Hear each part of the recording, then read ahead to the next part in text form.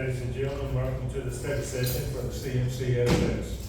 Item 1 is public participation, and we have speaker Ms. Patricia Freeman. Yes, ma'am. You can't talk over 40 minutes. Then we're gonna have a Welcome. problem. All right. Good evening, and thank you for allowing me to speak to you tonight. I'll get right to the point because I was told I had 5. So, I want to address the issue of getting behavior modification and conflict resolution in the schools, but not at the junior high level where you want to put them, or the high school level. It needs to be in elementary school. Okay, and you can teach the kids, give them the tools to be able to, for success, so they can be able to succeed in this endeavor of, I think you have a policy of not fighting back and defending yourself. Okay, that policy is only funneling kids into the criminal justice system. We need to stop that. Have any of you ever been to that, what is it, 3-hour, I believe it's a 3-hour class that they offer after a child has gotten into fighting? Have anybody ever been? I guess that's a no, okay. Sometimes what we address and put down on paper does not necessarily apply in the real world. We're putting our kids in the criminal justice system, giving them a record. They don't need that. The objective in education is to keep them out of the system, okay? And yes, the record can be expunged, but a lot of times you have parents that forget about that. After a year later, they don't do anything. This child still has a record. Yes, it is sealed, but they still have a record. And as we know, anything can be gotten into. So, I mean, you need to think out of the box and get another policy. Because a lot of times, we teach our kids from the town up, you know, defend yourself. Someone hits you, you hit them back. It's cultural, okay? And now we're telling them at 16, 17, 18, oh, you can't do that. That's not right. If we want to do something, we have to do it at a lower level and get them adjusted. Not wait till they get 17, 18, already have 95% of their mind made up. It's a flight or fight situation where they're gonna do something or another. The point of putting them in charge of them and giving them a record is not right. You need to think of another policy. You need to address another issue, and I believe at least working on behavior modification in elementary and working on behavior modification, conflict resolution will help the kids. Because right now, you're hurting them more than you are helping them. That's pretty much all I have to say. Thank you so much for listening. Thank you so much, Ms. Freeman. Thanks for your comments. Item 2, Dr. Linda Vetter. Yes, I would like to ask Janine Johnson, our Chief Human Resource Officer, to approach, and she will be talking to us about retiree insurance in the 2023 update. Good evening, board members. Thank you for having me. For those of you that have been on the board for a while, you'll know each fall you receive this memo, and this is to extend the retiree insurance benefit to 2026. As a reminder, the board does pay 50% of the premium for our retirees if they qualify.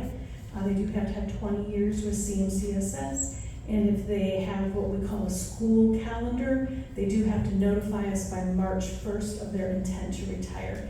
And then they also have to be eligible to draw a TCRS pension, and they can stay on the plan until age 65 when they qualify for Medicare. And so by approving this, you will be extending this to 2026. And just a little data, currently we have 174 retirees on our plan. The board does contribute $66,440 per month towards the retiree plan. Any questions? Thank you. Thank you, Ms. Johnson. Item 3, inclement weather. Yes, board members, I believe in your packet you have the proposal for the 22-23 school year, the inclement weather makeup plan that is put in front of you each year.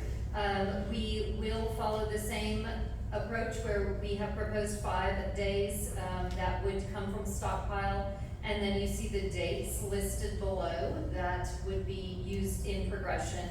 And finally, as the last option, would be those additional 30 minutes if needed.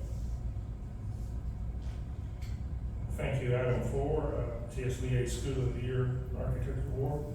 Absolutely, and so I believe this was something that was originally brought to the board's attention by Ms. Carol Berry, and she had talked about the TSBA School of the Year Architecture Award and making Kirkwood Middle School an applicant for that. And so I'm not sure, Mr. Brumley, if you have anything additional that you would like to add to that, but I know we have that application packet ready and ready for that submission to make sure that Kirkwood Middle School is considered for that award.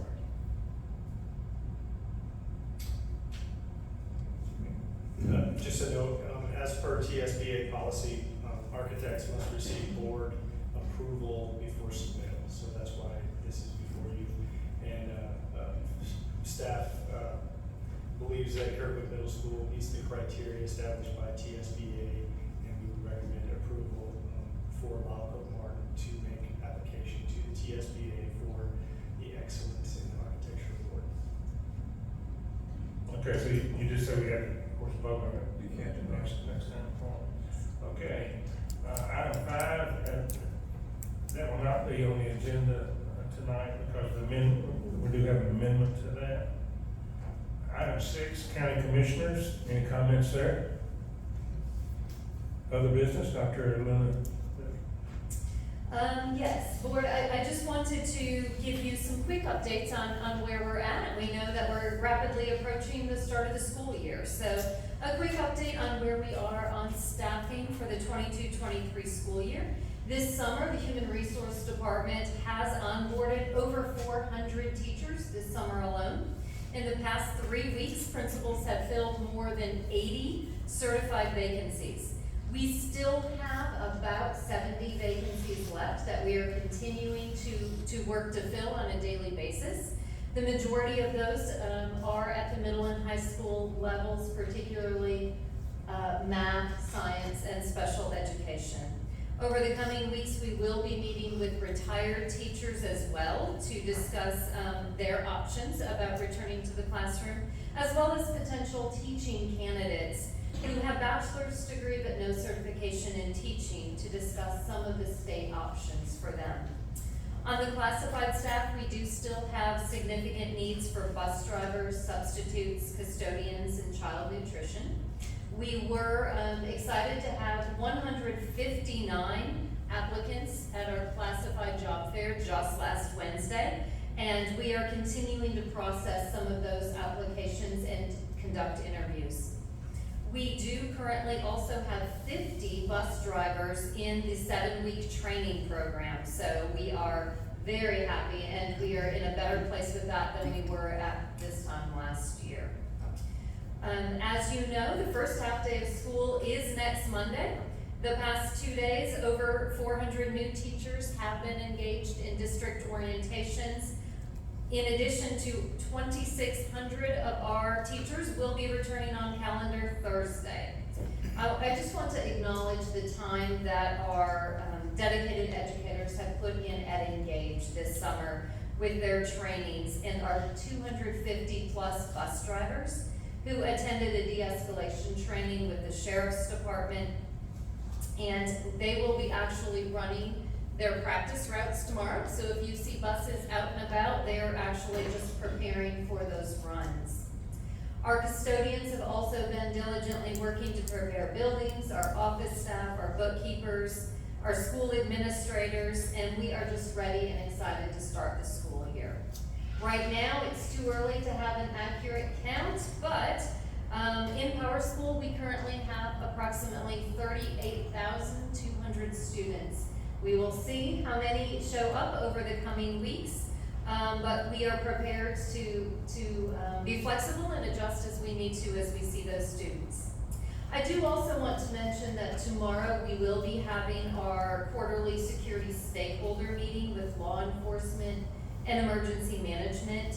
Sheriff Fuson has requested and received funding for 7 additional SROs to be added at our larger middle and high schools.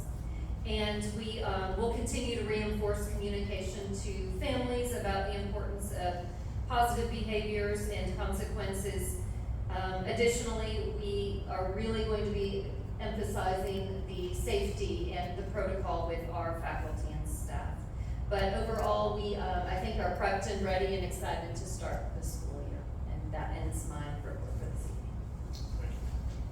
evening. Mr. Romney, on those 50 that are training or whatever, if they all pass, what still what would our shortage be approximately?